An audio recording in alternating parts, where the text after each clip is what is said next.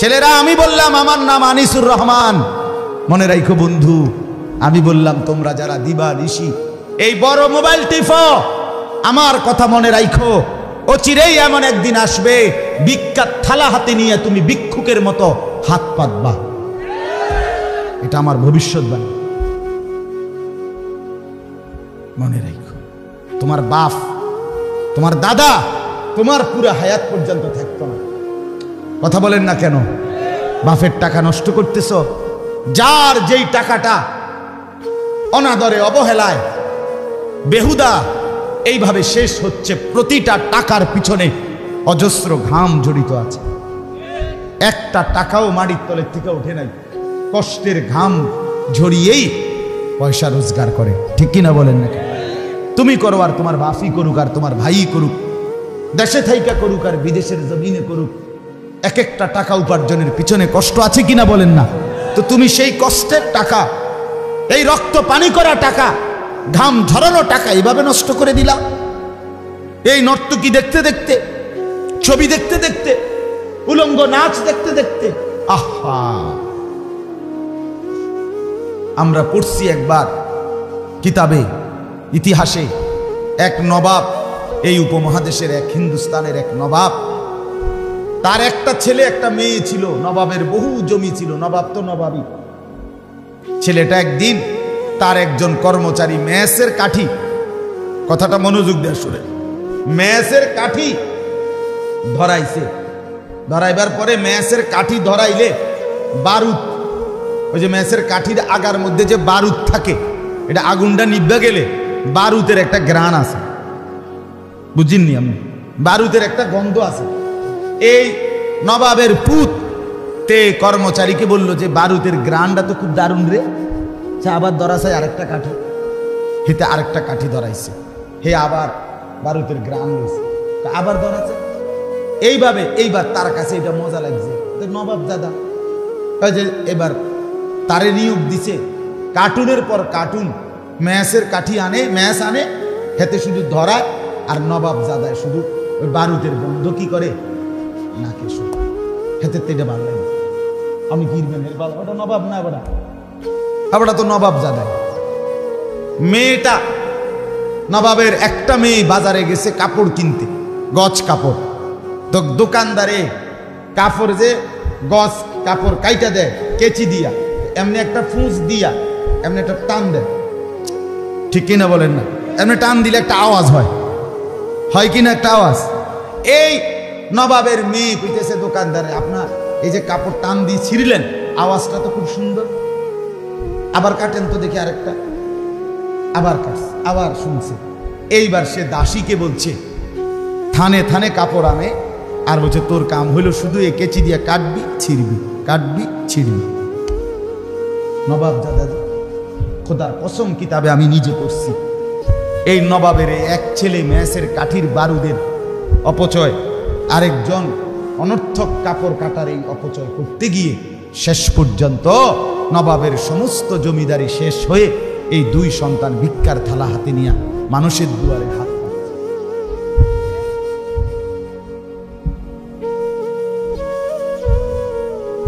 প্রিয় ভাই, যদি মুসলমানের বাচ্চা হয়ে থাকো, যদি মার দুধ খেয়ে থাকো, তো মনে রাখো রাজার ধন ফুরায়, রাজার ধন।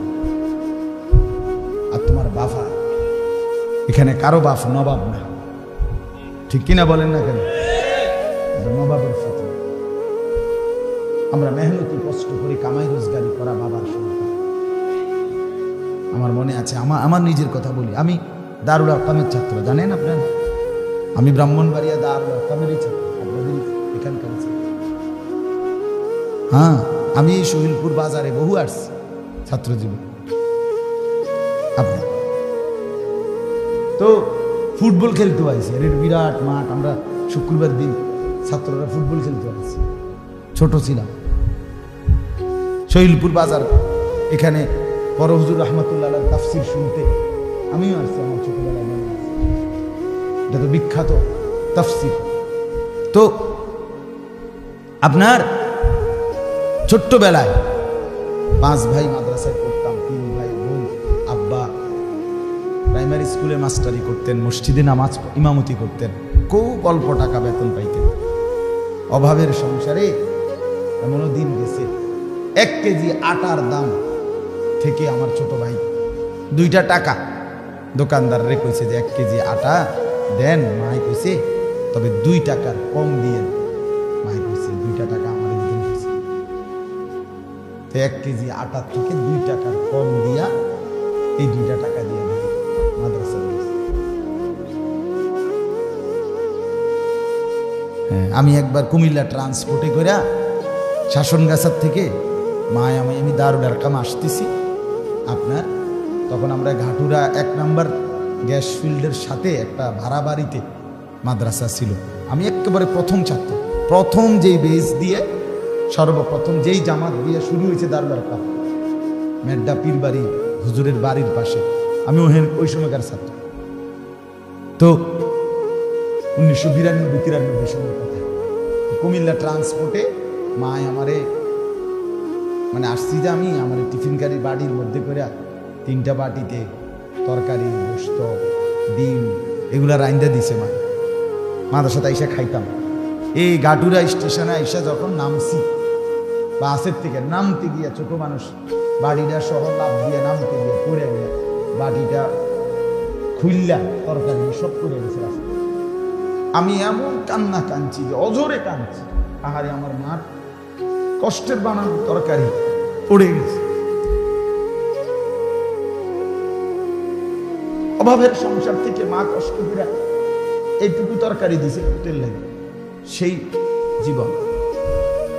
তাইলে বাপ, প্রত্যেকটা মানুষ আজকের এই বাপদেরকে জিজ্ঞাসা করো, ছেলেরা কষ্ট করে কামাই করা এই পয়সা, সেটা তুমি 300 টাকা দিয়ে চুল কাটো, 500 টাকা দিয়ে চুল কাটো, তাও ইহুদিদের বেঈমানের কত রঙের কত ঢঙ্গের জামা পরো।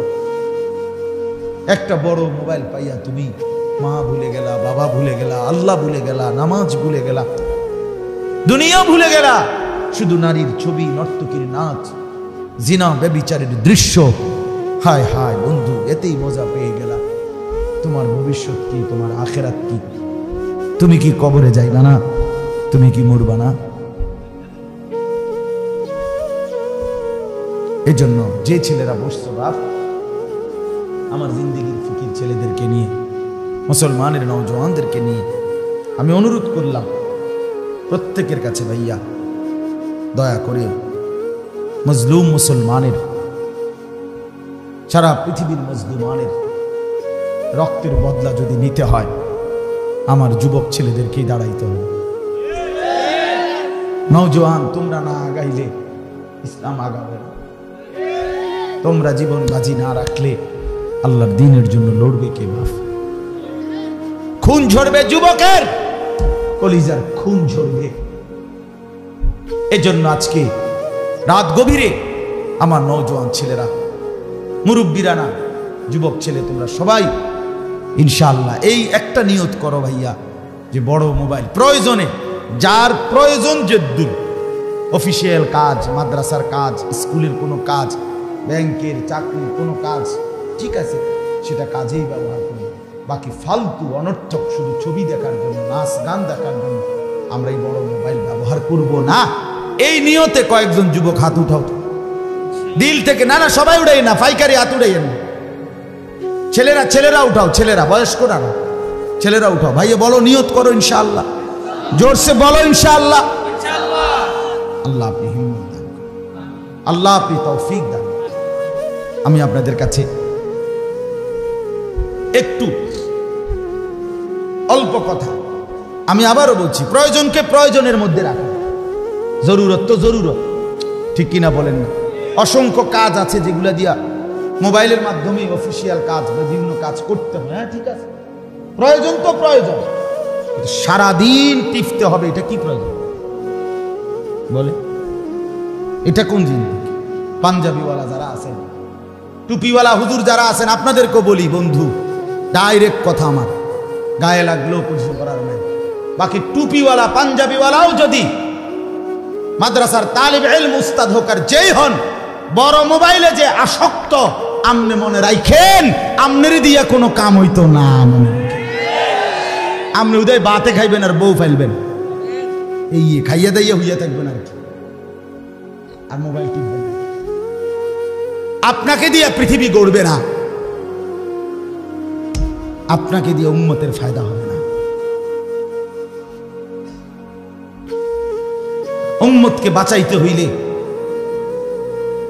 মুসলমানের এই খামখেয়ালিন গুনার মধ্যে হাবুডুবু খাওয়া মুসলিম সমাজকে বাঁচাইতে হইলে উম্মতের উলামায়ে কেরাম তাদেরকে আগের চাইতে 100 গুণ বেশি দিবা নিশির মেহনতের ময়দানে ঝাঁপাইতে হবে।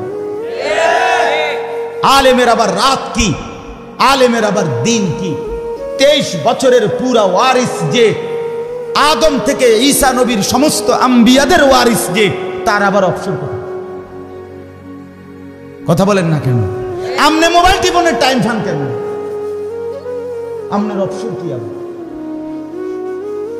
রাসূলুল্লাহ সাল্লাল্লাহু আলাইহি সাল্লাম, আমরা কি শুধু নবীজির আখেরি নবীর ওয়ারিস? উলামায়ে কেরাম আদম থেকে মুহাম্মদ সমস্ত আম্বিয়াদের ওয়ারিস। এ কি খামখেয়ালি কথা? এ কি ছোটখাটো ডিউটি? কত বড় বোঝা কাঁধে নেওয়া, এত বড় ভারী বোঝা যার কাঁধে, সে আবার অবসর পায় কখন? তার আবার সময় কিসে? সে ঘুমাবেও তো এই কারণে যে পরবর্তী কাজের প্রস্তুতির জন্য একটু শক্তি দরকার, এই জন্য ঘুমাবে। সে খাবে তো এই কারণে পরবর্তী কর্মের ময়দানে ঝাঁপিয়ে পড়ার আগে একটু খাওয়া দরকার, এই কারণে।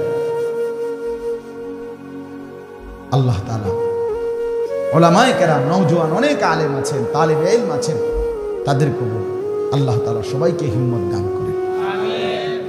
এবার 4টা আয়াতের তরজমার জন্য একটু কথা শুনেন, অল্প গদ্য। মূলত এই সূরাটার নাম, আমি যে এই সূরাটার থেকে 4টা আয়াত পড়ছি, 15 নম্বর পারা, 17 নম্বর সূরা, সূরা বনী ইসরাঈল। কি নাম বলে? বনী ইসরাঈল। এই সূরার 16, 17, 18, 19, 20 5টা আয়াত আমি আপনাদের সামনে তেলাওয়াত করছি। অল্প একটু কথা হইল। হযরত ইয়াকুব আলাইহিস সালাম একজন নবী ছিলেন, বিখ্যাত নবী না? নাম শুনছেন না?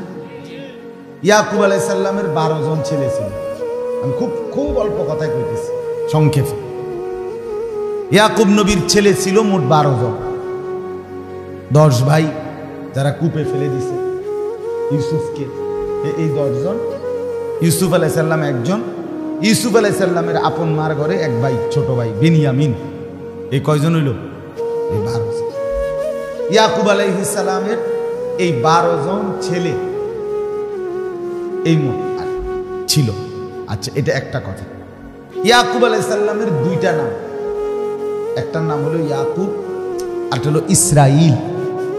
এই দুটোটাই কার নাম?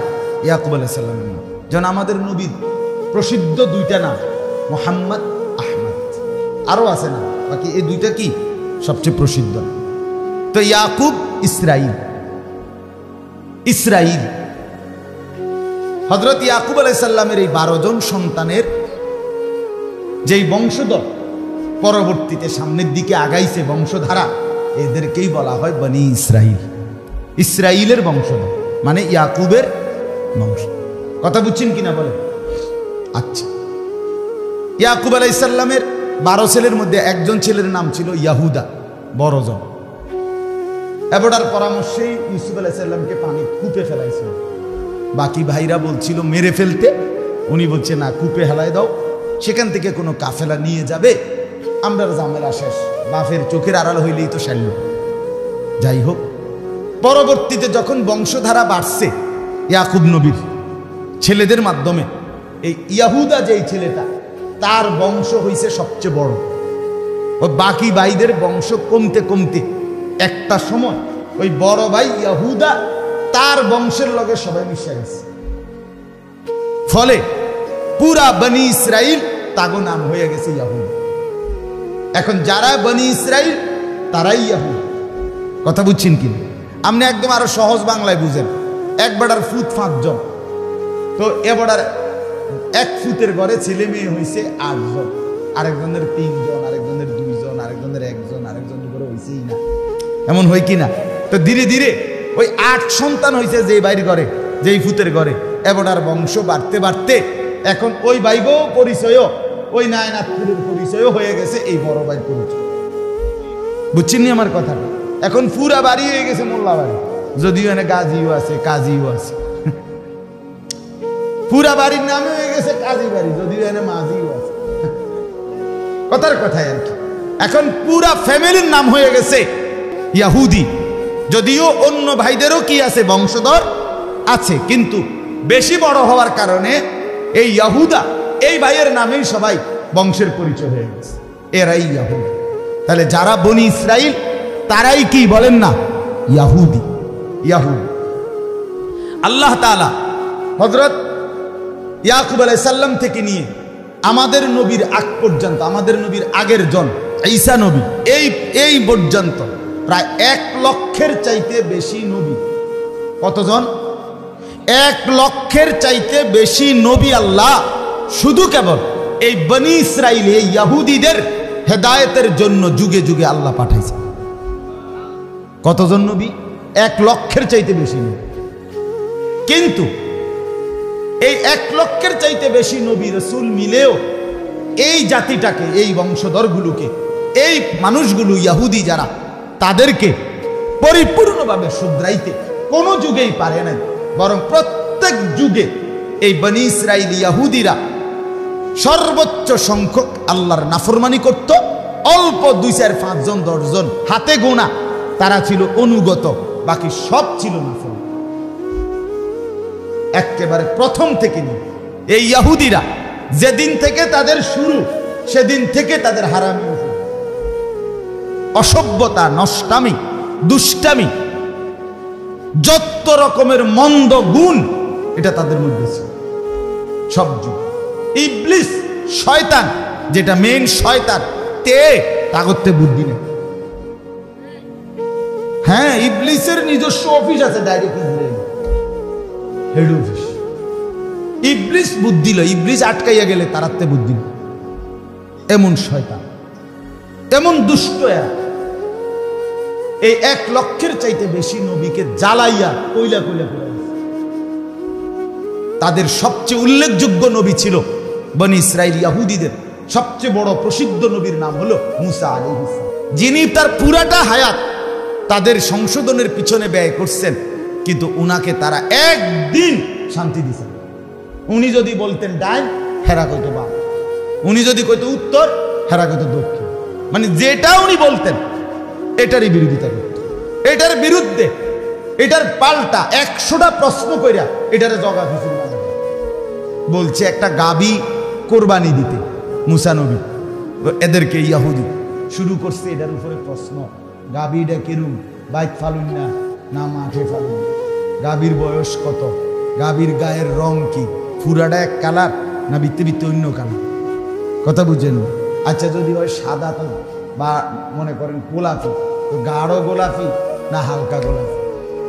মানে এইভাবে এটার জিগাইতে জিগাইতে এটার BS CS RS খতিয়ান খুললা শেষে এটা আর খুঁজা পায় না। এরকম অসুবিধা, মানে যেটা কইতো ওইটার মধ্যে 13টা প্রশ্ন কইরা এটারে নষ্ট করছে। শুধু তর্ক, মানে ঠাট্টা করতো বেশি, উপহাস করতো, তামাশা করতো। এটা ইহুদিদের অভ্যাস, এই সর্বদা তুচ্ছ তাচ্ছিল্য করা, ঠাট্টা করা। এ আসে আরে কিরে তুই কিতা করস বুড়ি।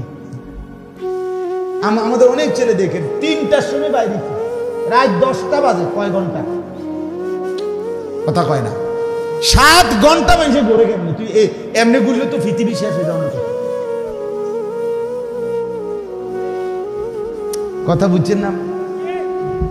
ডেলি যদি একটা ছেলে 7 ঘন্টা ঘুরে, এতে তো পৃথিবী শেষ হয়ে যাওয়ার কথা না। হে ঘুরে, হাসে, খামখেয়ালি, এই এই এই তুচ্ছতাচ্ছিল, অবজ্ঞা, খামখেয়ালি, এটা ইহুদিদের অভ্যাস। নাউযুবিল্লাহ। মুসা নবী বলল যুদ্ধ করতে চলো কাফেরদের সাথে। কইল কি, আমনে আর আমনের খোদা মিল্লা, আপনারা দুজন আগে শুরু করেন, বাইল ভালো দেখলে আমরা আসমু, নাহলে আমরা বই। আল্লাহর সাথে তামাশা করত, মানে ঠাট্টা করত। আল্লাহ কোরআনে বলছে ওয়াবালাউনাহুম বিল হাসানাতি ওয়াস সাইয়্যাত, ইহুদিদেরকে আমি কখনো সুখ দিয়া কখনো দুঃখ দিয়ে দোনোভাবে পরীক্ষা করছি, দোনো অবস্থাতে তারা আমার নাফরমান। যখন অডেল সম্পদ দিছে তাদেরকে আল্লাহ ইহুদিদেরকে, তারা কইতো কি জানেন? কোরআনে আছে ইন্নাল্লাহা ফাকিরুন নাহনু আগনিয়া, আল্লাহ হলো ফকির, আমরা হলাম ধনী। আল্লাহ বলেন এরপরে অভাব দিয়া দারিদ্রতা দিয়া ভিক্ষার থালা হাতে উঠাই দিছে। এবারে মানুষের জিগা কিও নাই মাতবুরি, বুঝেন নাই কথাটা? অঞ্জেকের ভিক্ষা করো, এবার বলে কি ইয়াদুল্লাহি মাগলুলা, আল্লাহর হাত ছোট হইয়া গেছে, হেবটার দ্বারে নাই দিব। আল্লাহ বলে যে সুখে রেখে চাইছি তাও উল্টা, দুঃখে রেখে চাইছি তাও। এই অজাত এরকম নিকৃষ্ট। আমার বন্ধু জুলুম কেমন ছিল তাদের? জুলুম ছিল এত নিকৃষ্ট, জালেম। আহা, 1 লাখের চাইতে বেশি নবী রাসূল যাদেরকে আল্লাহর দিকে ডাকছে, আরে আজকে তো মুসলমানকে মারতেছে। এই বেঈমান সেই বেঈমান যারা সরাসরি আল্লাহর নবীদেরকে, বনি ইসরাইলের অগণিত নবীকে এই ইহুদিরা সরাসরি জবাই করে ফেলছে। কসম করে কোন বর্ণনায় আছে প্রায় 400 নবী জবাই করছে। কত বড় নিকৃষ্ট কাফের, কত বড় নিকৃষ্ট নাফরমান। এরা হল পৃথিবীর সমস্ত বদভ্যাস, মন্দ গুণ এদের। পৃথিবীর সমস্ত সুদী কারবার, সুদী মহাজন, আন্তর্জাতিকভাবে সারা বিশ্বব্যাপী যত সুদী কারবার, সবগুলোর মূল প্রবক্তা, উদ্যোক্তা ইহুদিরা। আমরা বইতে পড়ছি ইহুদিরা আপনার সুদ দিছে, সুদের টাকা শোধ করতে পারে নাই দেখা ওই বেটার, আমি নিজে পড়ছি কিতাবে, ওই বেটার গোশত শরীরের থেকে কাইটটা সুদের টাকা দিতে পারে। উঠাও ভাই, খারাইয়া উঠাও, এই অপদার্থ খারাইয়া উঠাও, খারাই উঠা বেটা।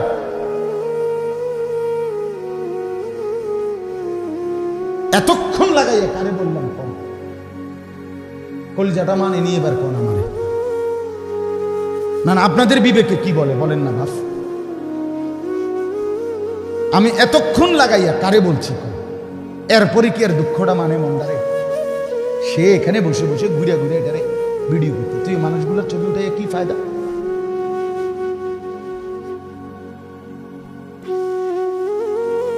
তুমি আমার চেনো না, না?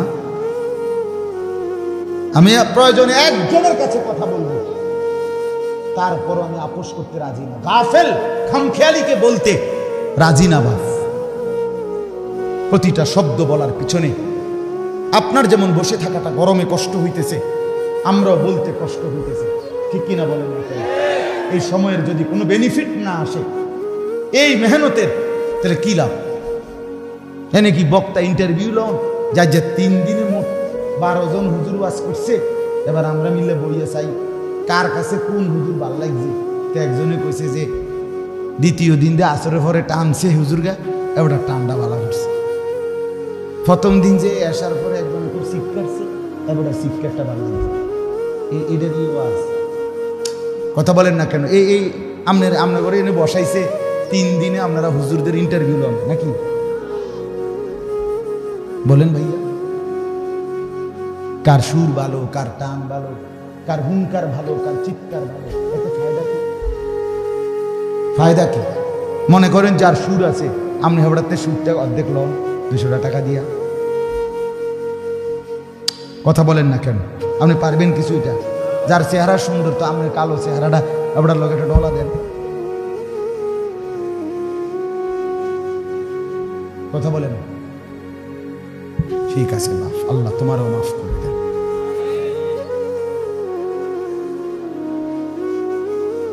চলেন তো, এই ইহুদিরা আপনার সর্বযুগে নবীদেরকে কষ্ট দিয়েছে। এরপরে আসেন দ্রুত আমরা সংক্ষেপে চলে আসি আমাদের নবীর কাছে। আমাদের নবী সাল্লাল্লাহু আলাইহি সাল্লাম মক্কা থেকে হিজরত করে কই গেছিলেন কন্ত? এই মদিনায়। নবীজি যাওয়ার পরে সেখানে গিয়ে দেখছেন 3টা ইহুদি গোত্র ছিল। কয়টা গোত্র? বনু নজির, বনু কাইনুকা, বনু কুরাইজা, ইহুদিদের গোত্র। এই 3 গোত্র নবীজিরও চূড়ান্ত যন্ত্রণা কষ্ট দিয়েছে। নবীজিকে দাওয়াত দিয়ে নিছে, নিয়া ওয়ালের পাশে আপনার বোয়াইছে। এখানে টার্গেট উপরে একটা লোক ঠিক রাখছে পাথর নিয়া, মোহাম্মদকে আমরা নিয়ে বসামু ছাড়ি দিয়া, তুই উপরের থেকে পাথর ছেড়ে মোহাম্মদকে হত্যা করবি। এই বেঈমান, এই ইহুদি। জিবরাইল আইসা বলছি ইয়া রাসূলুল্লাহ আপনি সরেন, এখানে বসবেন। এইভাবে মুসলমান মা মানে মুসলিম একজন নারী, পর্দানশীল নারী, ইহুদিদের কোনো বাজারে কোনো একটা কারণে খরচের জন্য গেছে। এরা করছে কি, এই মুসলিম মার বোরকার পিছন দিয়া এক শয়তানে ইহুদি তে রশি দিয়া কাপড়ের মধ্যে মানে বোরকার পিছনের অংশে কাপড় সব বাঁধ দিয়া দিছে, রশি দিয়া পিছনে টাইন দিয়া ধরে রাখছে। যখনই ওই মা ঘুইরা রওনা দিছে যাইব গা, এই কাপড় টান দিছে, তো মায়ের কাপড় উড়ে গেছে। এরকম নিকৃষ্ট, মানে সর্বযুগে পেলাম না কষ্ট। আল্লাহ নবী সাল্লাল্লাহু আলাইহি সাল্লাম 3 বারে যুদ্ধ করে এদেরকে তাড়ায় দিয়েছে, একবারে মদিনার থেকে বের করে দিয়েছে, গিয়া আশ্রয় নিছে খায়বার, আরবেরই একটা জায়গা। 7ম হিজরিতে নবীজি আবার যুদ্ধ করছে তাদের বিরুদ্ধে, সেখানে গিয়ে সেখান থেকেও তাদেরকে পরাজিত করে তাদের পুরুষ যোদ্ধা হত্যা করছে, বাকিগুলারে আবার সিটটা বিটটা খায়বার থেকে ছন্ন ছাড়া হয়ে গেছে। নবীজি মৃত্যুর পূর্বে একটা ভবিষ্যৎবাণী করে গেছিলেন, বলে গেছিলেন একটা কথা, আখরিজুল ইয়াহুদা মিন জাজিরাতিল আরব, আরবের সীমানা থেকে ইহুদিদেরকে বের করে দাও। হযরত ওমর যখন 2য় খলিফা হইছেন, ইসলামের 2য় খলিফার নাম কি? ওমর। এই ওমর বৈশাই কিছুদিনের মধ্যে ওমর এই আইন কার্যকর করছে যে আমার রাসূল বলছে ইহুদি একটা বেঈমান আরবের সীমানা মুসলমানদের সীমানায় থাকতে পারবে না, বাইরে সব বাইরে, এই সবগুলোরে বাহির করছে, একটাকেও থাকতে দেবে। সেই ওমরের জামানায় তারা ইহুদিরা আরব থেকে বিতাড়িত হয়ে ইউরোপ, এই আজকের America, England, Britain, British, London, ওদের ওইখানে গিয়ে আশ্রয় নিছে খ্রিস্টানদের লগে। কদ্দুর অসহায়ের মতো, গুচ্ছগ্রামের মতো, সন্ন সারা বাদাম্মা, হ্যাঁ আপনার এদের মতো গিয়া আশ্রয় নিছে। দীর্ঘদিন আর আসতে পারে নাই। 1909 খ্রিস্টাব্দে মুসলমানদের খেলাফত, উসমানী খেলাফত যখন পতন হইতে শুরু করছে সারা পৃথিবীতে, প্রথম বিশ্বযুদ্ধের আগে পরপরই মুসলমানদের হাত থেকে সারা বিশ্বময় যেখানে খেলাফত ছিল, শেষ খেলাফত উসমানী খেলাফত, সেটা ছুটে গেছে মুসলমানদের। এরপরে আরব দেশের ছোট ছোট দেশ নতুন করে তৈরি হয়েছে। এই নতুন দেশ এগুলো ছোট্ট ছোট্ট সিরিয়া, লেবানন, জর্ডান, মিশর, ফিলিস্তিন, হ্যাঁ ইয়ামান, এই সৌদি আরব, এরকম ছোট বড় দেশ তৈরি হওয়াতে ধীরে ধীরে তো তখন এই কথাটা খুব খেয়াল করেন, 1909 খ্রিস্টাব্দের পরে ওই ইউরোপ থেকে ইহুদিরা আপনার মুসলিম সেকুলার শাসক, নতুন যারা ছোট ছোট অঞ্চলের শাসক হয়েছে মুসলমানদের, তারা ছিল সেকুলার মতবাদ, অর্থাৎ ধর্ম নিরপেক্ষ মতবাদের অনুসারী। তখন সেকুলারিজম নতুন পৃথিবীতে ইউরোপ থেকে আমদানি হয়েছে। তারা এই ইহুদিরা আইসা বলছে মুসলিম শাসকদের কাছে যে আমরা আপনাদের এই বাইতুল মুকাদ্দাসের পাশে জেরুজালেমের লগে হাজার শত শত একর জায়গা, অনেক জায়গা এমনি পইরা রয়েছে খালি বেহুদা, আমগরে কুদ্দুর জায়গা যদি হয় এমনি দেন, নইলে ভিক্ষা দেন, নাই তো টাকা দিয়ে দেন, আমরা মূল্য দেব, কুদ্দুর জায়গা আমরা কোনো রকম, আমরা ভিটামাটি নাই, আমরা কুদ্দুর থাকতে না। ওই ইউরোপ থেকেও তারা চূড়ান্ত মাইর খাইছে, কথা বুঝছেন না? বিশেষ করে আপনারা জানেন অ্যাডলফ হিটলার জার্মানির, সে 60 লক্ষ ইহুদি, নিজে কিন্তু সে মুসলমান না, সে খ্রিস্টান, কিন্তু সে হত্যা করছে। কত লক্ষ ইহুদি? তারে জিগাইছিল, আমি নিজে পড়ছি, এই হিটলারকে জিজ্ঞাসা করছিল আপনি 60 লাখ ইহুদি কেন হত্যা করলেন? সে দারুণ কথা কয়েছে, আপনি অবাক হয়ে যাবেন তার উত্তর শুনে। হে কয় কি, আরো 10 লাখ হত্যা করি নাই, আর আছে রাইখা দিছি, এই 10 লাখ আমি যেগুলো মারি নাই রাইখা দিছি, এরাই উত্তর দিবে তোমাদেরকে 60 লাখ কিনলে গেল। বুঝেন না আপনার কথাটা? মানে এই 10 লাখের যন্ত্রণায় তখন তোমরাই মনে করবা হিটলার মাইরা তো লাইছিলাই এ কোনা খান কিনলে গে রাখলা, ক্ষেতটা তো তুমি সাফ করছিলে, কোনাটা কিনতে রেখে দিলাম, এই ডাকাত কিনলে গে তুমি রাখলা। বুঝছেন? এই জন্য সে বলছিল পরে 10 লাখই আপনাদেরকে বুঝাই দিবে, উত্তর দিবে আমি আগের টিকির লেগে মারছি। এরকম মানে মুসলমানদেরকেও যন্ত্রণা দিছে, খ্রিস্টানদেরকেও যন্ত্রণা, কাউরে শান্তি দেয় না। সোজা কথা, কাউরে। তারা নিজেরা ছাড়া আত্মকেন্দ্রিক, বাকি কারো প্রতি তাদের আন্তরিকতা নেই, কারো প্রতি। এই আজকের আমেরিকা সবার আগাইয়া লাফাইয়া সহযোগিতার জন্য আসছে, একবারে এখান থেকে হামলা হতে না হতেই ওইখান থেকে রণতরী, এরপরে মার্কিন প্রেসিডেন্ট, মার্কিন পররাষ্ট্রমন্ত্রী, এরা সব আসছে ইসরায়েলের ইহুদিদেরকে সাহায্য করবে। খোদার কসম, সুযোগ পাইলে এই ইহুদি এদেরকেও ছাড়বে না, কোনো সন্দেহ, কোনো সন্দেহ। বাকি আমেরিকা বুঝে নাই, খ্রিস্টান বিশ্ব বুঝে নাই যে প্রতিপক্ষ মুসলমান। এরা ভুলে গেছে মাত্র 3 বছর হয় নাই, এখনো 2-3 বছর হয় নাই। আমেরিকা তুমি আইসা ইসরায়েলকে সাহায্য কইরা তুমি ঠেকাইবা, ইসরায়েলকে জিতাইয়া দিবা। তুমি যে কি বেড়ই, তোমরা জিতুন না, তোমরা পারলে তো তোমরাই আফগানিস্তানের সাথে পারতা, তো তোমরা এখান থেকে ভাগ্যা গেলা কেন? কথা বলেন না কেন? তোমরা ভাগ্যা গেলে কেন? অতএব তোমরা ভেগে গেলে কেন? আফগানের মুসলমান থেকে ভেগে গেলে কেন? বুঝাই গেল পারত না, পারবে না, কোনো সন্দেহ নাই, কোনো সন্দেহ। তা আমি আপনাদেরকে বলছি 1909 খ্রিস্টাব্দ থেকে 1947 পর্যন্ত প্রায় 38-37 বছর, 40 বছরের কাছাকাছি তারা কৌশল করে, সুকৌশলে, ষড়যন্ত্র করে শুধু জমি কিনছে আর নিজেদের লোক আইনা রাগ করেছে। 1948 সালে আপনার ব্রিটিশ এই মুসলমানদের খেলাফত শেষ হওয়ার পরে ব্রিটিশের অধীনে ছিল ফিলিস্তিন। ব্রিটিশ 1948 সালে নিজেদের শাসন ক্ষমতা উঠায় নিছে ফিলিস্তিন থেকে। তখন এই উঠাইবার সাথে সাথে ওই দিন রাতে 1948 সালের 14ই মে ডেভিড বেন গুরিয়ান, একজন ইহুদি নেতা, সে রাতে রাতে ঘোষণা দিছে যে আমরা এই পর্যন্ত যে জায়গা কিনছি এগুলো সব মিলাইয়া এটা আমাদের দেশ, এটা আমাদের ইহুদিদের হোলি ল্যান্ড, পবিত্র ভূমি, এটা আমাদের। এটার নাম কি? এটার নাম ইসরায়েল। ও ইসরায়েল কার নাম? ইসরায়েল কার নাম বলেন না? ইয়াকুব আলাইহিস সালাম। আর তারা তো ইয়াকুবের বংশধর, এই জন্য নামই দিছে ইসরায়েল। এটাই ইসরায়েল, ইসরায়েল যেটা এটাই ইসরায়েল। কথাটা বুঝছেন কিনা বলেন? এই 1947 সালে মুসলমান ঘুম ভাঙছে। হায় হায়, বলো কি?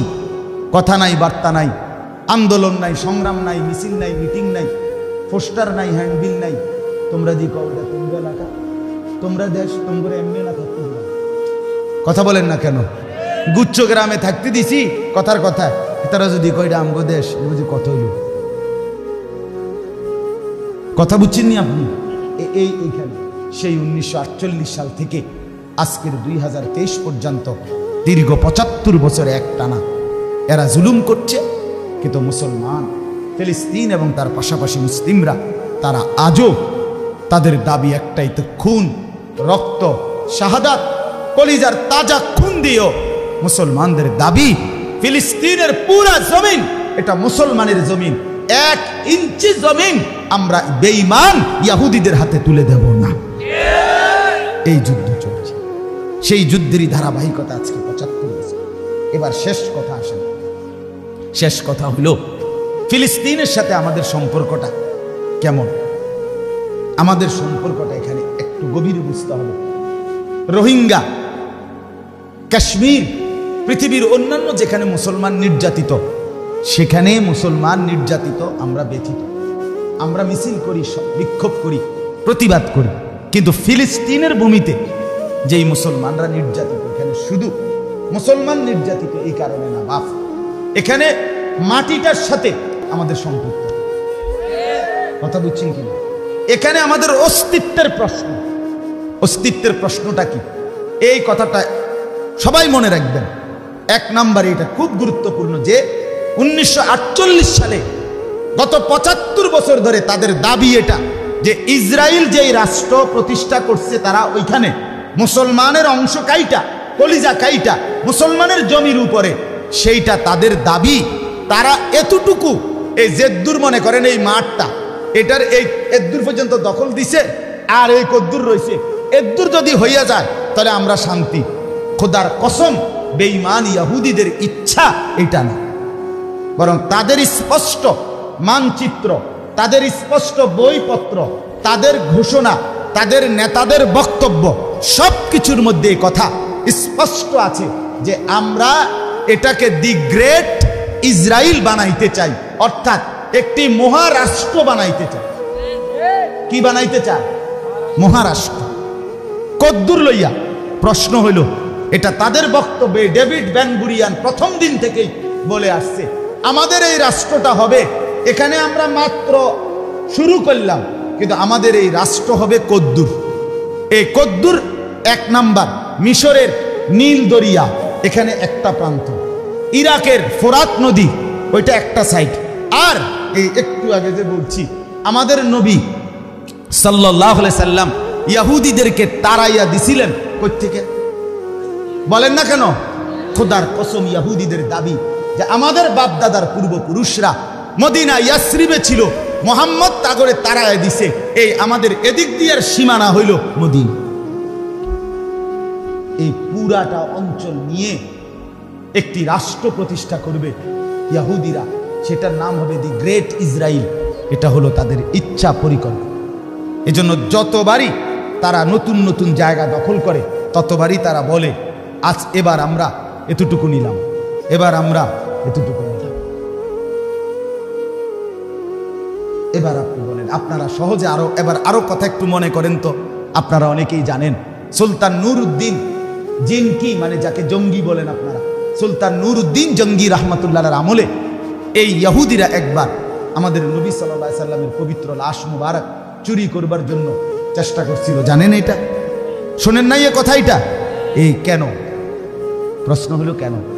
তাদের দাবি, তাদের ইচ্ছা, এটা তো মদিনায় আমাদের পূর্বপুরুষের দাবি, মুহাম্মদ পরে আসছে, অতএব লাশটা যদি এখান থেকে সরায় দেয় তাহলে সারা পৃথিবীর মুসলমান আর মদিনা যাবে। আর মদিনা কিতাম যাবো আমরা? কথা বোঝেন? আমরা এখন মদিনা যাচ্ছি কার টানে? নবীজির টানে না, না বিল্ডিং সামনে? কথা বুঝছেন কিনা? সেই ষড়যন্ত্র তাদের আছে। অর্থাৎ তাদের টার্গেট শুধু ফিলিস্তিনের জমি দখল করে ইসরায়েল রাষ্ট্র প্রতিষ্ঠা করবে এটা না। তাহলে এবার আপনারা ইনসাফের সাথে বলেন, এই ইসরায়েল যদি এখানে টিকে যায় এই মাটিটাতে, তাইলে আগামী দিনে আমরা সারা পৃথিবীর পৌনে 200 কোটি মুসলমান টিকব কিনা, এটা আমাদের অস্তিত্বের প্রশ্ন। 2, আমাদের মদিনার রওজা, আমার রসুলের পবিত্র দেহ মুবারক যেখানে আছে সেই মদিনা টিকবে কিনা, এটা। তাহলে এটার সাথে আমাদের সম্পৃক্ততা আর অন্যান্য দেশের সাথে মতো নয়, এটার সাথে আমাদের সম্পৃক্ততা আরো গভীর। অতএব আজকে এই রাত গভীরে আপনাদের কাছে আমরা এটা বললাম, আপনারা প্রত্যেকে হৃদয় দিয়ে বিষয়টা উপলব্ধি করবেন, এটা বুঝবেন, এটা উপলব্ধি করবেন। ফিলিস্তিনের জমিন যদি হারিয়ে ফেলে মুসলমান, তাহলে মুসলমানের ভবিষ্যৎ অনেক বড় বিপদের কারণ হয়ে দাঁড়াবে। মুসলমানের গোটা অস্তিত্বে শেকড়ে টান পড়বে, শেকড়ে টান।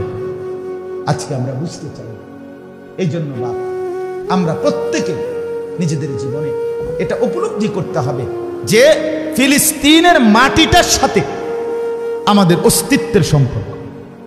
কথা বুঝছেন কিনা বলেন? এবার তর্জমা শুনুন, এরপর আমি কথা শেষ করব। আল্লাহ তাআলা বলেন, ওয়াইদা আরাদনা আন নুহলিকা কারিয়াতান, আমি আল্লাহ যখন ফয়সালা করি কোনো সম্প্রদায়, কোনো এলাকা, কোনো জনগোষ্ঠী ধ্বংস করে দেব, আল্লাহ বলেন আমি যখন ইচ্ছা করি, আমার না মুতরাফিহা, আমি তখন সেই সম্প্রদায়ের ধনাঢ্য, নেতৃস্থানীয়, সম্পদওয়ালা, পয়সাওয়ালা, ক্ষমতাওয়ালাদেরকে আমার হুকুম মানতে বলি।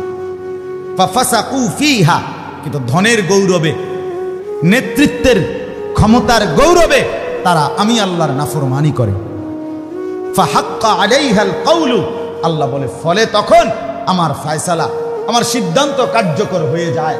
ফাদাম্মারনাহা তাদমীরা, তখন আমি আল্লাহ সেই অবাধ্য নাফরমান অদ্যত জাতি গোষ্ঠীকে একেবারে বাস্তুভিটা করে দেই, একদম বংশহীন, একদম নিশ্চিহ্ন উজাড় করে। এজন্য আজকের ইউরোপ, আজকের ইসরায়েল, আজকের আমেরিকা, আজকের ইটালি, আরে ফ্রান্স, আজকের ব্রিটেন, যত রাষ্ট্রই আপনার অহংকার করুক, এদের এই বাড়াবাড়ি ক্ষমতার, সম্পদের, অস্ত্রের, এটাই প্রমাণ করে এদের বাড়াবাড়ি যত বাড়ছে, এটাই প্রমাণ হয় আল্লাহর আযাব তত ঘনিয়ে আসছে। কথা বুঝছেন কিনা বলেন? অতএব রাত্রি যখন 9টা বাজে তখন সকাল হইতে বহু দেরি, কিন্তু রাত্রি যখন 3টা বাজে মনে তো হয় রাত ভীষণ গভীর, কিন্তু এটাও বোঝা যায় সকাল কাছায় গেছে। ঠিক কিনা বলেন? অতএব জুলুম আর নির্যাতন, অত্যাচার আর খুন, তাজা রক্ত যখন বেড়ে গেছে, এটাও প্রমাণ করে মুসলমানের বিজয়ও কাছে। ওয়াকাম আহলাকনা মিনাল কুরুনি মিন বাদি নূহ, আল্লাহ বলে ও আমার বান্দা, তুমি চিন্তা ভাবনা করছো, তুমি কি আমার ইতিহাস জানো না? আমি আল্লাহ সেই নূহের পর থেকে আজ পর্যন্ত ইতিপূর্বে অসংখ্য অগণিত জাতি গোষ্ঠীকে আমি তো ধ্বংস করেছি। কথা কয় না? করেছি কিনা? তো কাজে অসুবিধা কি? নতুন করে একবারে ধ্বংস করতে আমার কি লাগবে? ওয়াকাফা বিরব্বিকা বিযুনুবি ইবাদিহি খাবীরাম বাসীরা, আল্লাহ বলে আমার বান্দাদের নাফরমানির খোঁজ খবর রাখার জন্য আমি আল্লাহ রব হিসাবে একাই যথেষ্ট। এরপরে আসেন আমাদের জন্য করণীয়, পরের 2 আয়াত। আমাদের করণীয় কি? আমাদের করণীয় এখানে একটা বলছে, অর্থ হইল নবীজি বলছে শেষ জামানায় আমার উম্মতকে হত্যা করার জন্য ঈমানদারকে কাফেররা দস্তরখানের মধ্যে খাবারের প্লেটে যেমন একে অপরকে ডাকে, আসেন ভাই আপনিও বসেন, আপনিও বসেন, কাফেররা সবাই মিলে মিশে এভাবে ডাকাডাকি করে একত্রে আমার মুসলমান, আমার ঈমানদার উম্মতকে হত্যা করে। সাহাবীরা জিজ্ঞেস করছে, ইয়া রাসূলুল্লাহ, আপনার উম্মত আমাদেরকে হত্যা করবে কি? আমরা কি সংখ্যা কম হওয়ার কারণে? নবীজি বলবে না, সংখ্যায় তোমরা অনেক বেশি হবে, কিন্তু আমার উম্মতের ঈমানদাররা সংখ্যা বেশি হওয়ার পরেও তারা ভেসে যাবে এইভাবে যে বন্যা স্রোতের মধ্যে আবর্জনা যেভাবে ভেসে যায়। সাহাবীরা জিজ্ঞেস করলেন, ইয়া রাসূলুল্লাহ, সেটা কেন হবে? এরকম হবে কেন? মুসলমান বেশি হওয়ার পরেও এরকম আবর্জনার মতো ভেসে যাবে? নবীজি বলছে 2টা কারণ। 1 নাম্বার হলো হুব্বুদ দুনিয়া, 2 নাম্বার হলো কারাহিয়াতুল মউত। 1 দুনিয়ার ভীষণ ভালোবাসা, আর মৃত্যুকে ভয় পাওয়া, মরতে না চাওয়া। 1 মরতে চাইবে না, 2 দুনিয়াকেই আপন। আল্লাহ তাআলা এখানে বলেন, মান কানা ইউরিদুল আজিলাতা, যে ব্যক্তি দুনিয়া চায়, আজ্জালনা লাহু ফিহা মা নাশাউ লিমান নুরিদু, তো দুনিয়া লোভী আমি আল্লাহ তাআলা কিছু যাকে ইচ্ছা তাকে যেদূর সম্ভব ইচ্ছা আমার এদূর দুনিয়া নগদ দেব, তবে দুনিয়া লোভী শেষ পর্যন্ত সুম্মা জাআলনা লাহু জাহান্নাম, আমি আল্লাহ দুনিয়া লোভীকে পরিণতিতে জাহান্নাম দেব। ইয়াসলাহা মাদমুমাম মাদহুরা, আল্লাহ বলে দুনিয়া লোভীকে জাহান্নামে নিক্ষেপ করা হবে, লজ্জিত করে, লাঞ্ছিত করে, লাঠি দিতে দিতে, ধাক্কা দিতে দিতে। নাউযুবিল্লাহ।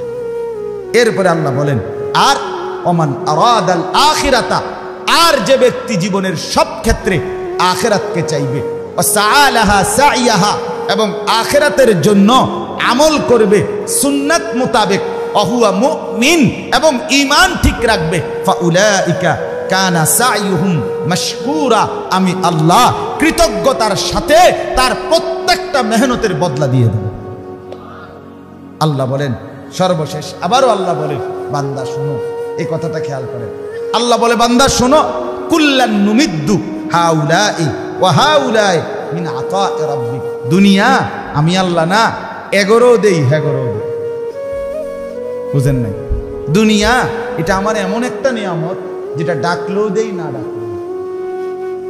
আচ্ছা বলেন, দুনিয়া যে ভোগ করছে, ইমানদারও ভোগ করে, নাফরমানও ভোগ করে, করে কিনা বলেন? এইটা আল্লাহ বলছে। এইটা তুমি কি লেগে কারাগারি করবে? কি এমনি দিতে আছে, গরু ছাগলে খায় দায়, তুমি মানুষ, তুমি খাইতা না, এটা লেগে এরম শুরু করছো। ওমা কানা আতাউ রাব্বিকা মাহদুরা, দুনিয়ার আমি আল্লাহর খাদ্য খাবার এটা কারো জন্য নিষিদ্ধ না। আমি ডাকলেও দেই, না ডাকলেও দেই, কিন্তু মূল বিষয় হলো আখেরাত কি নিবা না? কথা বুঝেন নাই আমার? আখেরাত নিবা না? আখেরাত নিতে হলে তো বান্দা এমনি হবে। এই বন খাইতে খাইতে, বিড়ি খাইতে খাইতে, টেলিভিশন দেখতে দেখতে, স্ত্রী নামাজ পড়বে না, ছেলে নামাজ পড়বে না, মেয়ে নামাজ পড়বে না, বিবি বাচ্চা পর্দা করবে না, আর এমনি এমনি বেহেস্তে যাইবা গা, সুদ খাইবা, ঘুষ খাইবা, মদ খাইবা, জুয়া খেলবা, নর্তকী দেখবা, জিনা বেবিচার দেখবা, আর তুমি এমনি এমনি বেহেস্তে চলে যাবে। আখেরাত না বান্দা হবে না। দুনিয়া মিলবে, দুনিয়া তো আমি অনুগত অবাধ্য, সবাইকেই দিচ্ছি, কাফের বেঈমানকে আমি তোমাদের চাইতে বেশি দিচ্ছি। এই জন্য দয়া করে এবার আসেন, আমরা এখান থেকে কি বুঝলাম? এখান থেকে বুঝলাম, এক, জালেম যত বড়ই হোক, আল্লাহ তাআলার ফয়সালা, জালেমের পতন নিশ্চিত। ঠিক কিনা বলেন? বিজয় ইমানদার, বিজয় কার বলেন না? আর আমাদের করণীয় হলো দুনিয়ার এই লোক, গুনার নাফরমানির এই মায়া, আল্লাহর অবাধ্যতা ছেড়ে নিজেদেরকে আখিরাতের জন্য প্রস্তুত করা। এখন ফিলিস্তিনের মজলুম মুসলমানের জন্য আমরা কি করতে পারি? আমরা 5টা কাজ করতে পারি। কয়টা কাজ? এক নাম্বার কাজ হলো 250 কোটি মুসলমান সারা পৃথিবীতে, বাদ দেন সারা পৃথিবী, আপনি দায়িত্ব নেন, আপনার ছেলে, আপনার মেয়ে, আপনার মা, আপনার বাবা, আপনার ভাই, আপনার বোন, আপনার স্ত্রী, ছোট বড়, যে কথা বলতে পারে এমন প্রত্যেকের মুখে আপনি এই কথাটা পরিচিত করবেন। প্রত্যেকের কাছে আজকের থেকে আমি অনুরোধ করলাম, দায়িত্ব নিবেন, বলবেন, নিজের বিবিরও বুঝাইবেন, ছেলেকেও বুঝাইবেন, মেয়েকেও বুঝাইবেন, ঘরওয়ালাদেরকে, ছোট বাচ্চাকেও বলবেন, সবাই যেন এক বাক্যে বলে, ফিলিস্তিন আমার। ফিলিস্তিন কার বলেন? আবার বলেন, ফিলিস্তিন কার? ওই আমাদের বললেন না কেউ, আমার বলেন, আমার বলেন কার? ফিলিস্তিন কার? আবার বলেন কার? আবার বলেন কার? আমার। বিবিকে বলবেন তুমি বলো, ছেলেকে বলেন তুমি বলো, মেয়েকে বলবেন তুমি বলো। প্রত্যেকটা মুসলমান, 250 কোটি মুসলমান যেন এই শব্দটার সাথে পরিচিত। কথা বুঝছেন না? প্রত্যেককে বলবেন, প্রত্যেককে জীবন বাজি রাখার জন্য, আল্লাহর দ্বীনের জন্য, মুসলমানের পবিত্র ভূমির জন্য, আমার রাসূলের মদিনার ইজ্জত রক্ষার জন্য, গোটা পৃথিবীর মুসলমানের সম্ভ্রম রক্ষার জন্য যদি জান দিতে হয়, আল্লাহ চায়, আল্লাহকে বলবেন, আল্লাহ সবার আগে আমি দিতে রাজি। ইনশাআল্লাহ আমি আমার 7 বছরের ছেলেকে বলছি, আমি আমার 12 বছরের ছেলেকে ঘরে বসাইয়া, বিবি বাচ্চা সহ একত্রে বুঝাইয়া ছেলেকে বলছি, বাপ, যদি মুসলমানের ইজ্জত আর পবিত্র ভূমি রক্ষার্থে জীবন দেওয়ার সুযোগ হয়, তো সোজা হিসাব, হয় আমি জান দেব, নয় তুমি জান দেব। এই জন্য 1 নাম্বার কথা হলো, সবার কানে কানে, সবার মুখে মুখে এই আওয়াজ যে ফিলিস্তিন কার, আমরা যেন কেউ না ভুলি, একজনও না ভুলি। ঠিক আছে ইনশাআল্লাহ? বলেন ইনশাআল্লাহ। 2 নাম্বার, আমাদের দ্বিতীয় করণীয় হলো, কোনোভাবেই মুসলমান হিসাবে আমরা হতাশ না হই।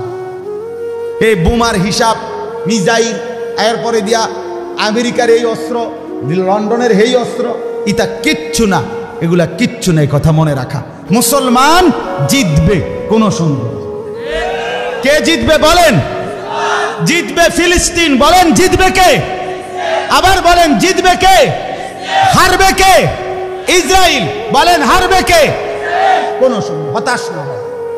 ইসলামের উপরে এর চাইতে বড় ধাক্কা আসছে, কিন্তু মুসলমান হারে নাই, শেষ পর্যন্ত বিজয় মুসলমানের হয়েছে। কি না হওয়া বলেন না কেন? হতাশ না হওয়া, আশা রাখা। আমাদের কেউ নাই, আমাদের জাতিসংঘ নাই, আন্তর্জাতিক আইন নাই, হিউম্যান রাইটস, মানবাধিকার কোনো সংস্থা নাই, বিশ্ব বিবেক বলতে কিচ্ছু নাই, আমাদের কেউ নাই, আমাদের কেউ নাই। আছে শুধু একজন, তিনি আমাদের আল্লাহ। আমাদের একজনই যথেষ্ট। বলেন ইনশাআল্লাহ। 3 নাম্বার, আর্থিক সহযোগিতা করার জন্য যখনই সুযোগ পাবেন, ওলামায়ে কেরাম নিজ নিজ এলাকায় যখনই বলবে ফিলিস্তিনের মজলুম মুসলমানের জন্য দান করা, সহযোগিতা করা, তখন নিজেদের মাল সর্বোচ্চ মুসলমানদের জন্য দান করবে। ঠিক আছে না ইনশাআল্লাহ? 4 নাম্বার, আমেরিকান ইসরায়েল পণ্য বয়কট করবে। বয়কট সিদ্ধান্ত নেবেন, সিদ্ধান্ত নেবেন, সিদ্ধান্ত নেন। সার্ফ এক্সেল ছাড়াও কাপড় পরিষ্কার হবে, হরলিক্স ছাড়াও বাচ্চা বাঁচবে, লাক্স ছাড়াও আমার বিবির গায়ের সাবান অন্য কিছু দিয়ে প্রয়োজন পূরণ হবে। ইহুদি পণ্য, ইসরায়েলি পণ্য, পেপসি না খেলেও জীবন যাবে, 7 আপ না খেলেও জীবন যাবে, যাবে না বলেন? অতএব ইসরায়েলি আমেরিকান পণ্য বয়কট করবে, বয়কট করবে। বলেন ইনশাআল্লাহ? বলেন। আমি আমার ঘরের বাচ্চাকেও বলছি, আব্বা আমি নিজে কিনা হরলিক্স, আমি বলছি বাবা ফেলে দাও না, নিরোধ করো, খাবো না আর বেঈমানের জিনিস। এই জন্য বলে এর দূর দিয়ে কি হবে? না, অনেক কিছু হবে, অনেক কিছু হবে। বাংলাদেশে প্রতিবাদ করে কি লাভ হবে? বাংলাদেশে মিছিল করে কি লাভ হবে? আপনারা জানেন না, ইসরায়েল এই আক্রমণ অবস্থায় ইহুদিরা যেই যেই দেশে তাদের নাগরিকদেরকে যাতায়াত করতে এই মুহূর্তে নিষেধ করছে, তার মধ্যে বাংলাদেশের নাম আছে। জানে এখানের মুসলমানও পাগলা, পাইলে আড্ডি গুড়া করে টাঙ্গাইয়া তুলে নেবে। কথা বোঝেন নাই আপনার? এই জন্য আমেরিকান ইহুদি ইসরায়েলি পণ্য বর্জন করা। 5 নাম্বার, কলিজার সবটুকু দিয়ে 5 ওয়াক্ত নামাজ, রাত্রিবেলার তাহাজ্জুদ নামাজ, উঠতে বসতে সর্বদা মজলুমের জন্য দোয়া। এ শেষ কথা। 1 নাম্বার কি কোন? সবার মধ্যে জনমত, অর্থাৎ প্রত্যেকের কানে কানে পৌঁছানো যে ফিলিস্তিন, হ্যাঁ, শুধু আমনে জানলো না, বউকে বলবেন, ছেলেকে বলবেন, মেয়েকে বলবেন। বলেন ইনশাআল্লাহ? 2 নাম্বার, হতাশ না হয়। বিজয় কার? মুসলমান। জিতবে কে? ফিলিস্তিন। কোনো সন্দেহ, কোনো সন্দেহ। 20 মিনিটে 7000 আয়রন ডোম, মানে ইসরায়েলের অত্যাধুনিক মেশিনের কুম, তাদের সীমানার মধ্যে পাশের থেকে কেউ যদি একটা সুই মনে করেন এইটা আলগি দিছে, তারার মেশিনে ধরা খায়। একটা সুই আলগি দিলে এতটা তাদের ইয়া ছিল, প্রযুক্তি। কিন্তু 20 মিনিটে 7000 রকেট যখন হামাসের মুসলিম যোদ্ধারা মুজাহিদরা মারছে, 20 মিনিটে ধামাধাম, বেঈমানের একটা মেশিনও কাম হয়েছে, মেশিনের আব্বাও ধরতেছে। কথা বুঝেন? এই জন্য অনেক অস্ত্র দেখে ভয় পাওয়ার কিছু নাই। মালিকের ফয়সালা যখন হবে, কিচ্ছু কোনো কাজে হবে। তাহলে হতাশ না হওয়া, কি না হওয়া? আর্থিক সহযোগিতার জন্য প্রস্তুতি রাখা। ঠিক আছে না ইনশাআল্লাহ? আমেরিকান ইসরায়েলি পণ্য কি করা? বয়কট করা। কলিজা থেকে দোয়া। আল্লাহ তাআলা আমাদের সবাইকে তৌফিক দান করেন। একদিনও ভুলবেন না মজলুমের কথা। কলিজার খুন দিচ্ছে মুসলমান, তাজা রক্ত ঝরছে আমার মার, আমার বোনের, আমার ভাইয়ের কলিজার টুকরা, আমাদের ছোট্ট ছোট্ট সুন্দর মাসুম বাচ্চারা। অতএব তাদেরকে ভুলবেন না। আল্লাহ তাআলা আমাদেরকে তৌফিক দেন, কবুল করেন। আজকের এই সুন্দর মাহফিলকে আল্লাহ তাআলা বরকতে বরকতে ভরে দেন। মাদ্রাসাকে আল্লাহ তাআলা কবুল করেন, উপযুক্ত ছাত্র, উস্তাদ, ইখলাস ও তাকওয়ার সাথে মিলায়া দান করেন। আল্লাহ তাআলা আমাদের প্রত্যেককে কবুল করেন, মঞ্জুর করেন, রহম করেন। সকলেই বলেন আমিন, সকলেই বলেন আমিন। আমরা প্রত্যেকে এই মজলুম মুসলমানের জন্য আপনারা প্রত্যেকেই আল্লাহ তাআলার কাছে দিল দিয়ে দোয়া করুন। আপনাদের এই দোয়া দেখবেন অনেক বড় কাজ আসবে। হযরত মাওলানা জাকারিয়া রহমতুল্লাহ আলাইহি তিনি বলতেন যে আমি দিল্লিতে গাস্ত করি, এটা ব্রিটেনে, ইংল্যান্ডে, লন্ডনে গিয়ে চোট লাগে, দাওয়াত ও তাবলীগের মুরব্বী। উনি বলতেন আমি দিল্লিতে গলিতে গলিতে, আরে আসরের পরে তাবলীগে গাস্ত করে না, যে আমি গাস্ত করি কোথায়? দিল্লি। আর এখানে আর ধাক্কা লাগে কোথায়? লন্ডন। আমাদের স্লোগান, আমাদের আওয়াজ অবশ্যই অবশ্যই, কোনো সন্দেহ নাই। আপনারা ভাববেন আমরা এই বলার দ্বারা কি হবে? না, আমাদের প্রত্যেকটা বলার দ্বারা আমাদের আল্লাহর কাছে তো পৌঁছবে যে আমরা কোটি মুসলমান সারা পৃথিবীর এক, আমরা ভালোবাসি ফিলিস্তিনকে। এটা আল্লাহ শুনবে না? কথা বলেন না, শুনবে কিনা বলেন? অতএব ইনশাআল্লাহ দয়া করে আমরা প্রত্যেকে ঈমান আমলের সাথে থাকার চেষ্টা করব। যুবক ভাইয়া, তোমাদের কাছে আবারও অনুরোধ, আমার একটা বিশেষ অনুরোধ, তোমাদের যাদের চুল ডানে বামে বাড়তি চতুর্দিকে সমান না, এই বিশ্রী কাটিং, খোদার কসম বন্ধু, এগুলা ইয়াহুদিদের কাটিং। তুমি যদি মুসলমান মার পবিত্র দুধ খাইয়া থাকো, তোমার রক্তে যদি মুসলমানের রক্ত থাকে, আমার অনুরোধ তুমি এগুলো চুল কাইটা ফেলো, সমান করো চতুর্দিকে। এটা ইয়াহুদিদের মনে, এটা বেঈমানের মনে। এজন্য দয়া করে প্রত্যেকে, ছেলেরা বিশেষ করে তোমরা ভাইয়া, এই মোবাইলের অস্থিরতা ছেড়ে দাও, নিজেকে সুন্দর করে গঠন করো, নামাজ রোজা, আল্লাহর ইবাদত বন্দিগি, পবিত্র চরিত্র। ইনশাআল্লাহ একদিন তোমরাই ইমাম মাহাদির পক্ষে লড়বে, একদিন তোমরাই দাজ্জালের বিরুদ্ধে লড়বে ইনশাআল্লাহ। যুবকদেরকে দিয়েই, তোমাদেরকে দিয়ে ইসলামের বিজয়ের পতাকা উড়বে ইনশাআল্লাহ। এজন্য আমি আশা করি আমার নওজোয়ান ছেলেরা, আমার বন্ধুরা, আমার সন্তানরা, তোমরা সবাই আল্লাহকেই ভালোবাসো, রসুলকেই ভালোবাসো, ভিন নারী ছবি নাচ গান এর আসক্তি ছিল। আল্লাহ তৌফিক দেন, কবুল করেন, আমিন। সুবহানাল্লাহি ওয়া বিহামদিহি, সুবহানাকাল্লাহুম্মা ওয়া বিহামদিকা, আশহাদু আল লা ইলাহা ইল্লা আনতা, আস্তাগফিরুকা ওয়া আতুবু ইলাইক। হযরত ইনশাআল্লাহ বয়ান করবেন, দোয়া করবেন, এরপরে আপনারা উঠবেন। আর উঠতেছেন কেন? উডার বাইল ধরছেন, উডার ও বেচারা কোমরে ধরে গেছে, কতক্ষণ শুনবে। আল্লাহ তাআলা খুব বরকত দান করেন, আল্লাহ তাআলা প্রত্যেককে উত্তমভাবে কবুল করেন। আসলে আমাদের এই ছোট্ট ফিকিরে, আমাদের এই সামান্য ফিকিরে দেখা গেছে অনেক উপকার, অনেক উপকার। আর ছেলেরা যদি, প্রত্যেকটা ছেলে, তোমরা যারা মোবাইল, তো তুমি এতটুকু কাজ করো যে এই মোবাইলের মধ্যেই তুমি লিখে দাও যে ইসরায়েলি পণ্য বর্জন করো, আমেরিকান পণ্য বর্জন করো, হাজার কণ্ঠে, কোটি কণ্ঠে, লাখো কণ্ঠে বলে দাও যে না, আমরা ঘৃণা করি, যাদের হাতে মুসলমানের রক্ত, তাদের মালকে আমরা ঘৃণা করি, তাদের পণ্যে আমরা থুতু মারি, থুতু মারি, থুতু মারি আমরা। এই জন্য আমরা প্রত্যেকে হিম্মতের সাথে, যার যার সাধ্যে যতদূর সম্ভব আমরা মুসলমানের পক্ষে প্রচারণা করব, ফিলিস্তিনের মজদুম মুসলমানের পক্ষে আমরা বলে যাব আল্লাহর কাছে, আমরা বলে যাব আমাদের মালিকের কাছে। ইনশাআল্লাহ আমাদের মালিক বিজয় দান করবেনই করবেন, বিজয় দান করবেনই করবেন। আল্লাহ তাআলা আমাদেরকে তৌফিক দেন, কবুল করেন। আমাদের পরম শ্রদ্ধেয় হযরত মাওলানা আব্দুল বাতেন কাসেমি দামাত বারাকাতুহু, আমাদের মুরব্বী বয়োজ্যেষ্ঠ আলেমে দ্বীন হযরত ইনশাআল্লাহ অল্প সময় কথা বলে দোয়া করে দেবেন। আপনারা মেহেরবানি করে হযরতের দোয়া নিয়ে 3 দিনের এই কষ্টের তাফসীর, আজকে টানা 3 দিন বয়ান হয়েছে, ইনশাআল্লাহ হযরত দোয়া করলে এরপরেই আপনারা যাবেন। আল্লাহ তাআলা আপনাদের সবাইকে তৌফিক দান করেন। মাদ্রাসার যত অভাব জরুরত আল্লাহ তাআলা পূরণ করে দেন। আপনারা প্রত্যেকেই মেহেরবানি করে আল্লাহর ওয়াস্তে মাদ্রাসাকে ভালোবাসবেন, দান করবেন, সহযোগিতা করবেন, সন্তানকে পড়তে দিবেন, নিজেদের জিন্দেগি সুন্দর করবেন। আল্লাহ তাআলা সবাইকে তৌফিক দেন, কবুল করেন।